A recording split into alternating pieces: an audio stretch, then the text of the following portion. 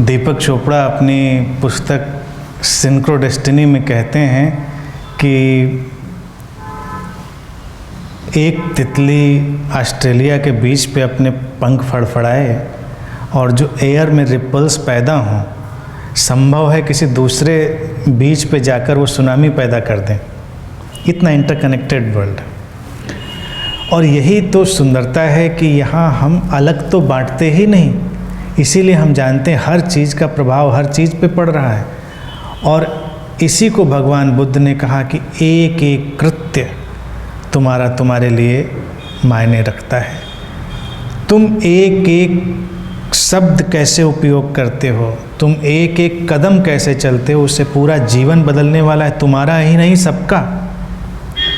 तो कोई भी घटना अकेली इकलौती नहीं है। जैसे कई बार कुछ लोगों को लगता है कि अगर हम ध्यान में बैठते हैं तो इससे समाज को क्या लाभ? बहुत लाभ।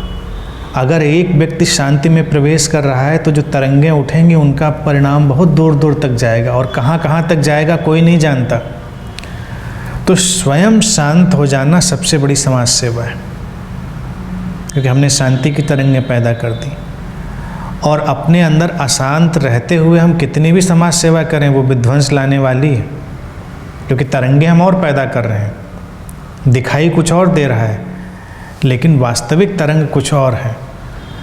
तो इसलिए ही ये बड़ा ही मिस्टीरियस वर्ल्ड है। और इसी बात पर जो आपने इंटरकनेक्टेड इलेक्ट्रॉन्स की बात की, इसी पर सूफियों का एक प्रयोग है। वो कहते हैं कि जब उन्होंने गंधों पर बहुत प्रयोग किया, अब गंध को क्या कहेंगे? गंध की अपनी स्मृति, अपना व्यक्तित्व होता है, क्या होता है?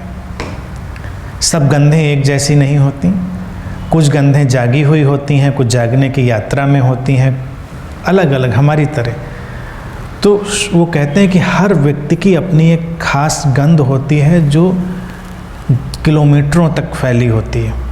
अभी तो हम इस पसीने की दुर्गंध की बात नहीं कर रहे हैं, वो तो 1-2 फीट तक ही। ज़्यादा प्रभावशाली किसी की गंध हो तो 8-10 फीट तक। लेकिन वो एक गंध है उसके व्यक्तित्व की, होने की, उसकी बीइंग की।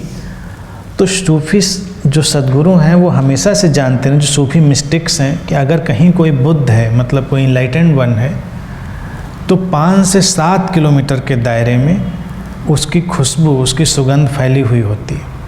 और अगर कोई वो मिस्टिक जो उस गंध के विज्ञान को जानता है, वो उस दायरे से गुजरेगा तो तुरंत पहचान लेगा कि कोई है यहाँ आसपास। और कई बार घटनाएं ये भी हैं कि उस गंध को सूंघता हुआ वो ठीक उस जगह आ भी सकता है जहाँ से वो गंध रेडिएट हो रही है। तो ये सारी चीज़ें इंटरकनेक्टेड वर्ल्ड का ही एक उदाहरण है।